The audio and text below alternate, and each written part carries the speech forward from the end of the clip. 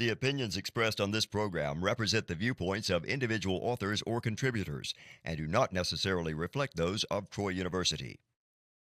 This is Alabama Politics with Steve Flowers, an in-depth interview with Alabama's top political newsmakers. Now, from the studios of Troy University, here is Steve Flowers.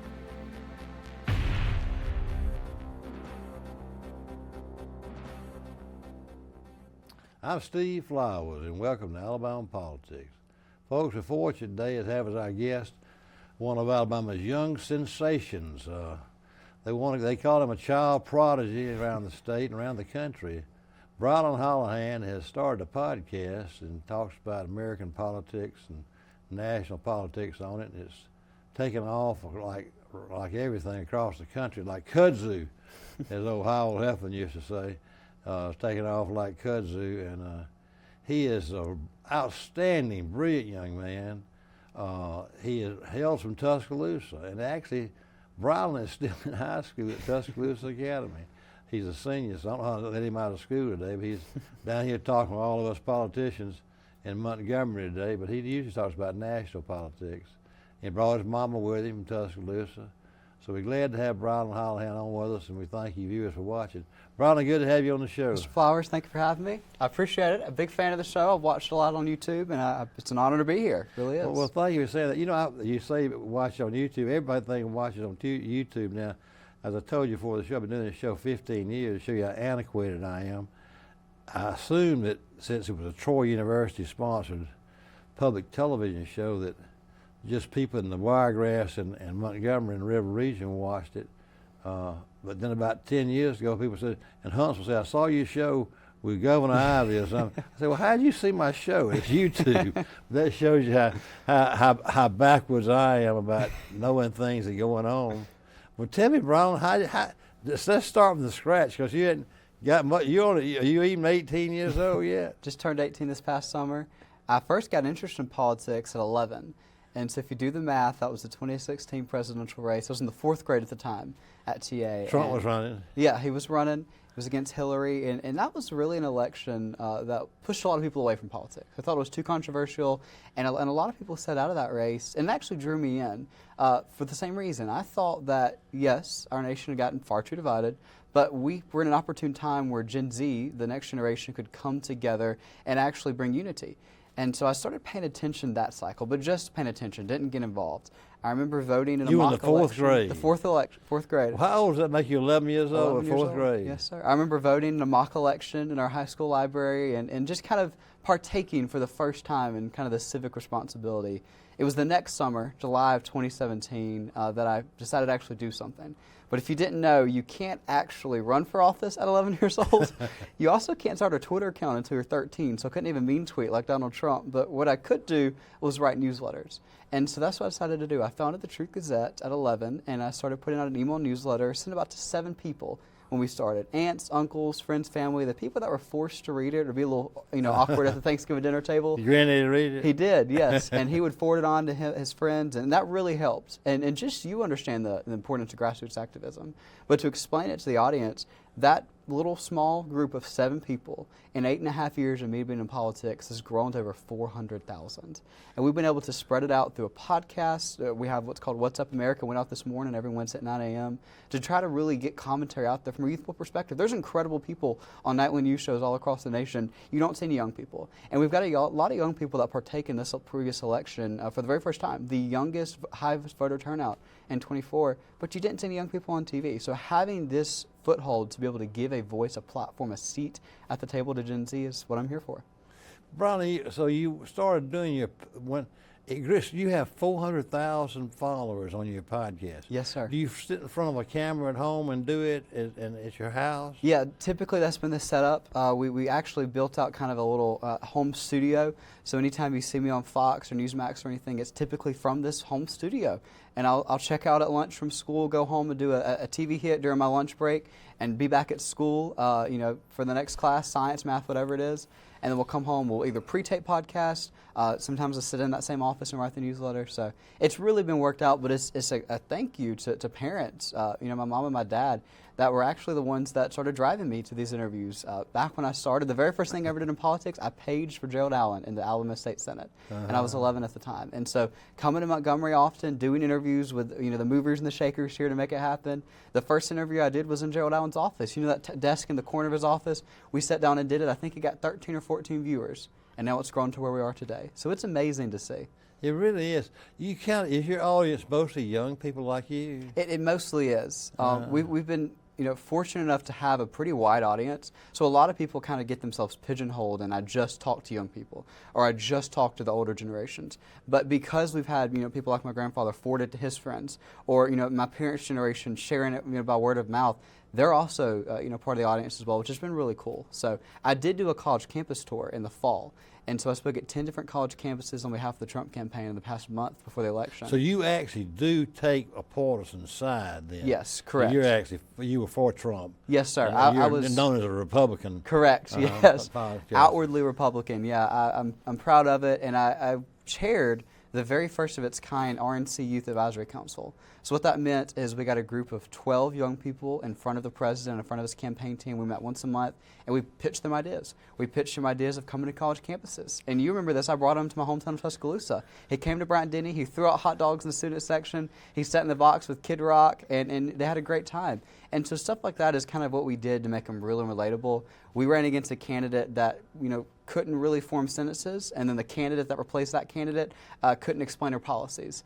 And it was great to have somebody come out that could not only talk, and as we know, can talk for a long time as Trump can, but sit and have these real relatable conversations. He's authentic.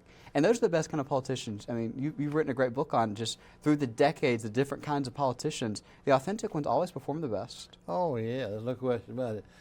And people's personalities, they really do come through on television and podcasts. They do. You can tell someone's real uptight or not genuine on television. It's an interesting medium. It is. You're exactly right. I remember the first time, the medium of television, and podcast is a new television. Mm-hmm. It is. I mean, what you're doing is a new television, social media. The first time that happened was in the 1960 presidential election. Really? With John Kennedy and Richard Nixon. Yeah. Prior to that time, there was everything was newspaper and radio. Well, television was a new medium, the same way social media is a new medium for your generation. Yeah. Very few folks my age watch the national, quote, news. Mm-hmm.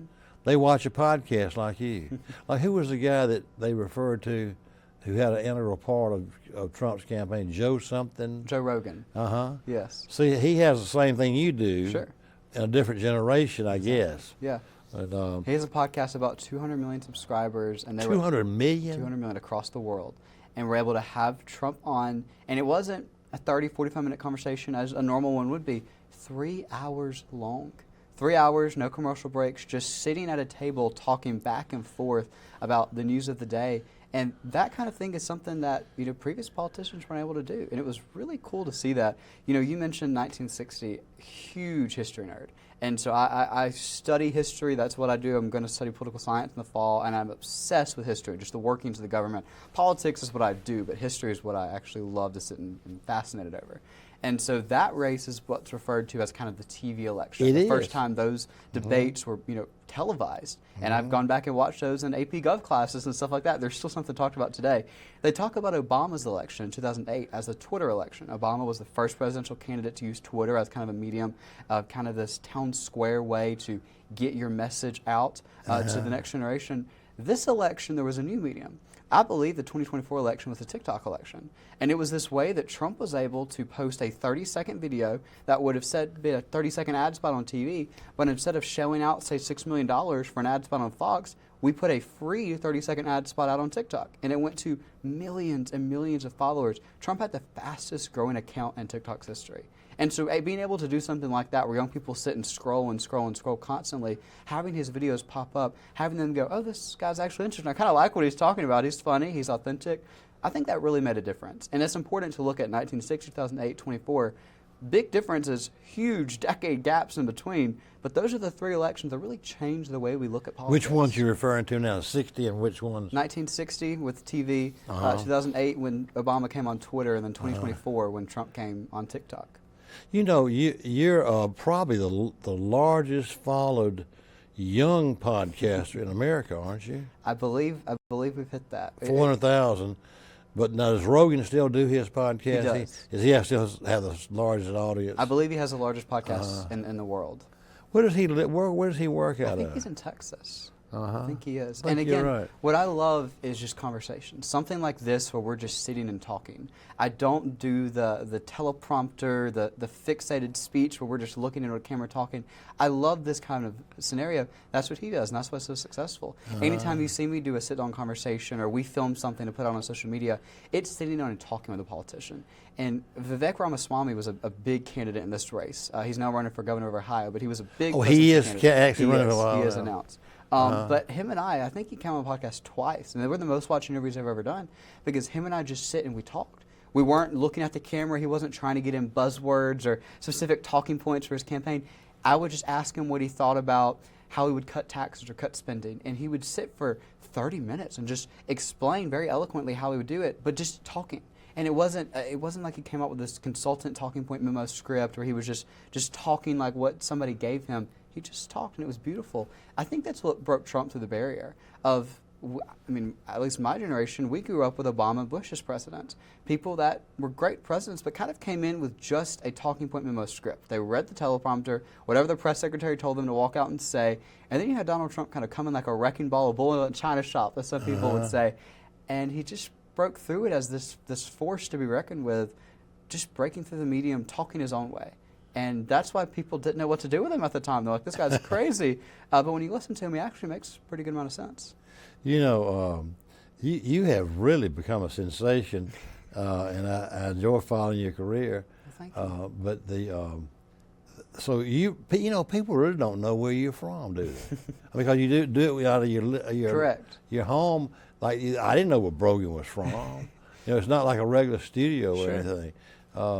But the future's in what you're doing, though. I think you're right. Shelby folks, Brilyn's granddaddy is Senator Richard Shelby's best friend.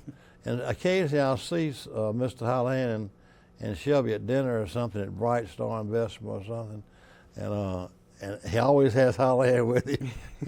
I think he's his best friend, you know. But Shelby's doing well at 90 years old. He is. But Brilyn, of course, is from Tuscaloosa, and his granddaddy and parents are from Tuscaloosa. But this podcast, you had no idea this thing. You started talking, just doing it for your family, and it just took off, didn't it? Yeah, it really did. I got to talk to Shelby last week. Was checking on Miss Annette and just kind of how she's doing, and I was reminded of a specific conversation. I was talking with Ainsworth this morning in his office, and I quoted Shelby. Ainsworth, huh? Yes, and I quoted Shelby. I do a lot because it's just such a fascinating, figure in American politics. And years ago, at a dinner in D.C., I think it was 2017, 2018, Shelby told me, Brilyn, you're going to learn when you get into Washington, there's two types of senators. There's workhorses and there's show horses. And the workhorses are the ones that are doing the work for the state of Alabama. They're the ones that are actually going to work every single day, trying to get the legislation passed. They come back to their districts. They see what those people want. And the show horses are the ones that hang out next to the TV cameras. And that's kind of where we call it, they camp out. You don't really see them come back to town. And that's been the biggest thing of traveling the country, meeting these different politicians, remembering that Shelby analogy of having somebody like him doing all the work for the state, getting all of these, money brought back to the state, and constantly making the trip back and forth from, Tuscaloosa to D.C. To see what people wanted. I think that's such an interesting parallel that Shelby was able to achieve. Shelby has told me that same thing over and over again over the years. He says, I can identify them the first month. Oh, yes. He says the show horses, he uses Cruz and Lindsey Graham and those as show horses, and he'll bring in some workhorse, very unexciting looking, send them South Dakota. Sure. That he said, this guy's a workhorse, and he's going to bring home some bacon for South Dakota. I remember I went to the State of the Union with Shelby. Oh, amazing. The first year Trump was president. I was his guest. They don't have many guests for that. Yeah. It's a big thing. And actually, they usually have their wife as a guest, but Annette was sick, and she couldn't go. But going back, Brilyn, to show you how entrenched seniority is up there, even the pecking order of where I sat was next to Leahy from Vermont and Grassley from Kansas, wherever he's from, and their wives were there, and even the way you sit in the State of the Union is based on seniority, and you realize how much power Shelby had when you're with him in Washington. Yes. And I remember we had dinner in the Senate cafeteria down below for the speech, and it was almost like a kid at school. You know, the most popular kid. Everybody wants to sit at his table for lunch. You know, Shelby was sitting there, and all of them wanted to get in Shelby's table. And then Lindsey Graham came. They just kind of ignored him because he was a show horse. He was trying to find a fox scammer to get. Sure. That's the way Shelby told me. He says, you know, I can see him the first month. The workhorses will come gravitate to me, and I'll tell them about, you know, things to do. And Absolutely. the show horses don't care about learning anything. They just want to know the first fox camera is. Exactly right. I've got a funny story for that. You and I were at a lunch together a few years ago. It must have been when Katie was running. And I helped with her campaign a good bit, and you know, obviously really close friends. We've spoken twice already this week, and she's here in Montgomery today. Again, coming back to the state, working for the state. She told the story about when she went up to the Senate for Senate orientation. They had this luncheon for the freshmen, and you know, Senator Shelby had already come back home. She was coming to take his place up in Washington. And Chuck Grassley, the ranking member in the Senate, most senior person up there in Washington right now, came, shook her hand, and he said, "Katie, how does it feel?" And she gave her this long, eloquent speech. "Oh, it feels amazing. I'm pinching myself. I don't know how I'm standing as a United States Senator from Alabama." And she finishes, and he said, "No, not that. How does it feel to know that it's going to take you decades to get to the level where Senator Shelby was in Alabama, because he spent all that time building that career and that legacy?" And I remember her laughing at it and just saying, that shows you right there, like, he had spent decades building that legacy. And you come in there, you know, freshman to the Senate, and it's amazing, but it's going to take you quite a long time to build that up. But she's already been able to chair some subcommittees, and that's the biggest thing. Shelby with appropriations, getting that chairmanship, it changed the state of Alabama. That's why his name's on every building from here down the street. And it deserves to be. Absolutely. You know, Katie told me that same scenario. She says she was actually going to the Senate gym to work out, and Senator Grassley was in there, and he says, you know, you're more powerful as Shelby's chief of staff than you are as a U.S. Senator. That's correct. That's exactly right. He said, you're a lot more powerful than the chief of staff. But you know, back to her committee assignments, Brian, I've been following this thing a long time.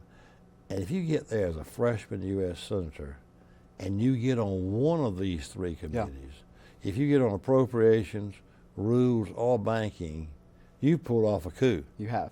She's on all three. She's on all three. All three. And then she added judiciary. She did. Added judiciary on top of that. Incredible. She is a superstar. She really is. I think superstar is the best way to describe it.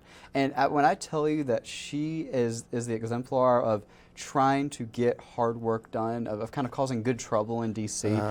She has been very close aid to the president. We refer to her as the president's bulldog in the Senate because they have a really good relationship.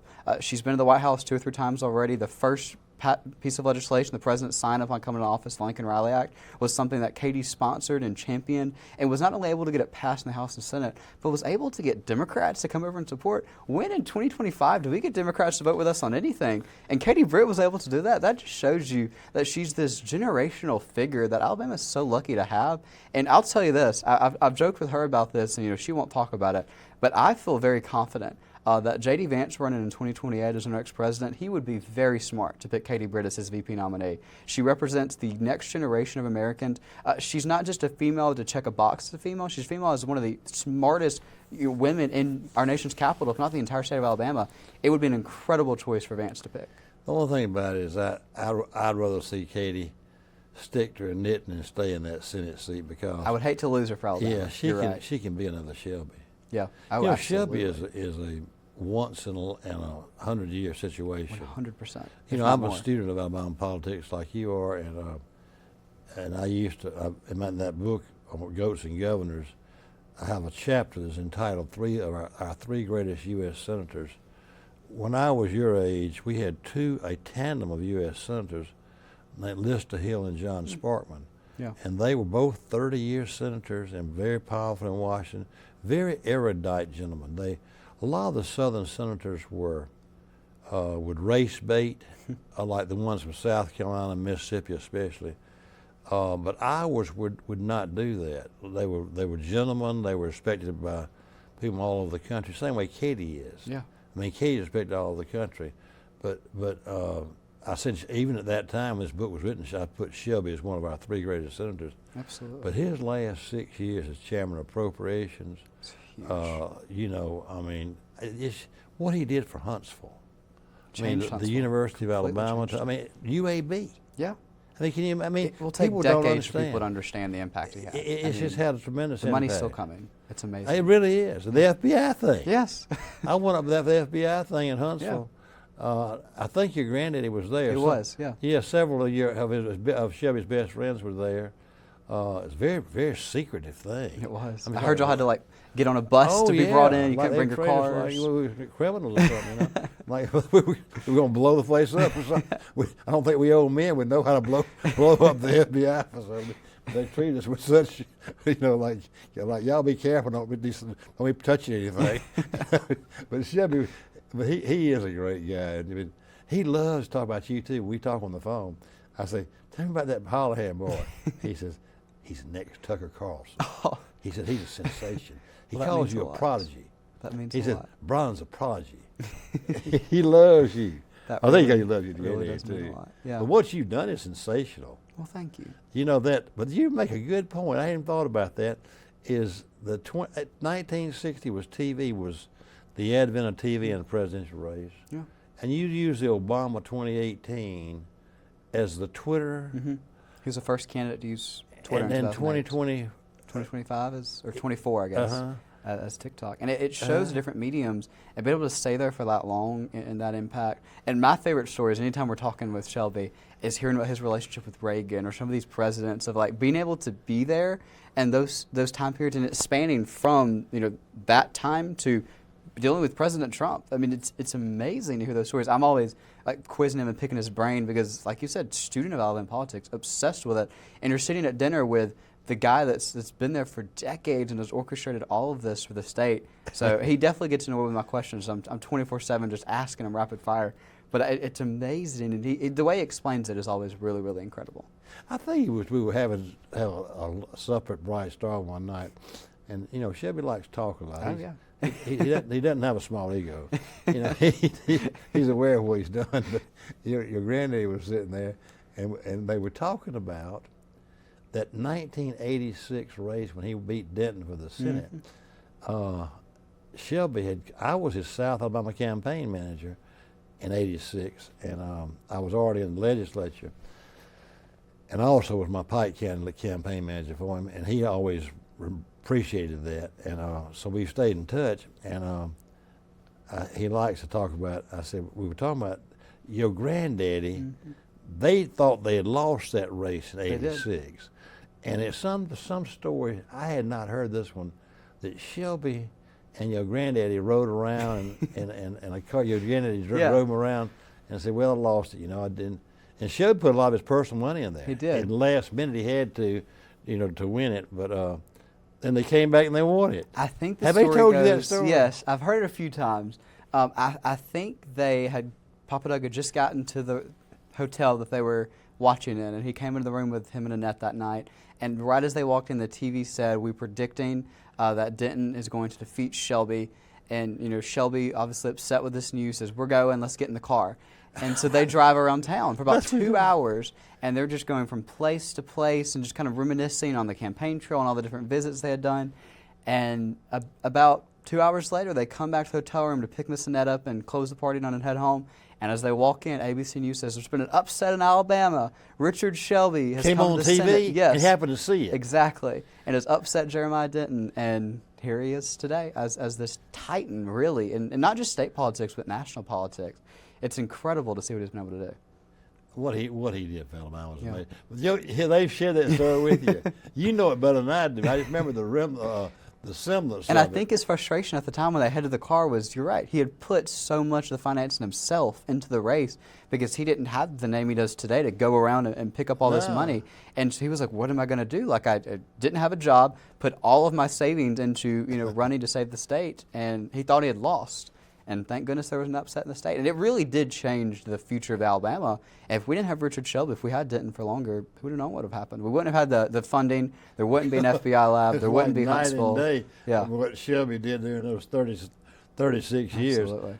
He was real proud when he broke the record of Sparkman. Yes. Sparkman I had remember 32 years. Yeah. And Shelby had 34 or 36. He was 36. 36. Yeah. Something in That's there. 6 full terms. Yeah. But people don't realize he had 8 years in Congress before that. He did. Yeah. I'll share one quick story with you. I know you, but he came to me in '86, and he was going to run for the Senate. He said, "I want you to help me in my Senate race." I said, "I'll help you, Shelby." Then we got to talking. He says, "I said, well, Shelby, you're in a safe congressional seat. You." And Denton, I know he's a nut and written a book on how to get beat for a Senate seat. Just don't respond to anybody. Don't come home and don't do anything. I mean, Exactly. And just say you're a U.S. senator. Yeah. Ignore the state. And if you had to write a book on how to get beat, he did. He did. He basically did. He lived it out. But Shelby says, I said, well, Shelby, you're one of, I said, you got a safe congressional seat. He is an incumbent senator. He said, I'm not asking your opinion. I want you to help me. He says, let me explain this to you. I'm one of 435 up here in Congress. Mm-hmm. I've been here 8 years. I don't even know my name. Mm-hmm. It'll be 20 years before I'm chairman of a committee. He said, I was making $200,000 a year practicing law in Tuscaloosa 10 years ago. Yeah. I'm making $85,000 as a congressman, have to have 2 houses. And he says, I'm either going to the Senate and be somebody, I'm going home and make some money.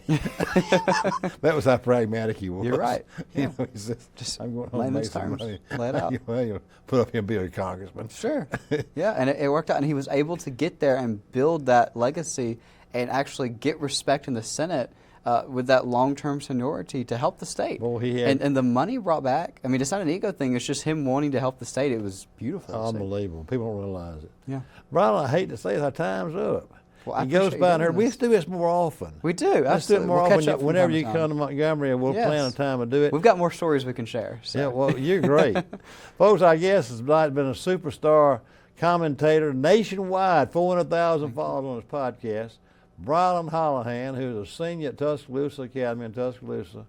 And he is taking time, he's visiting Montgomery today, visiting a lot of legislators, lieutenant governor, and different senators and everything. And he took time to be on our show, Alabama Politics. And we'll have Brilyn back again. Y'all enjoy talking to him. He's a superstar for the future, so we're glad to have him on the show. And we thank you viewers for watching. Hope you tune again next week for Alabama Politics. Thanks, Brilyn. Awesome. Thank you, Mr. Flowers. I appreciate it.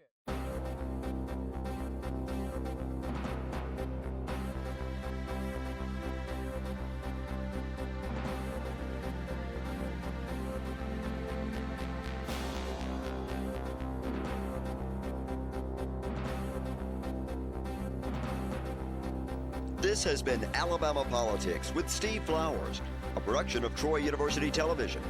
Opinions expressed on this program are not necessarily those of Troy University, its administration, faculty, staff, or students.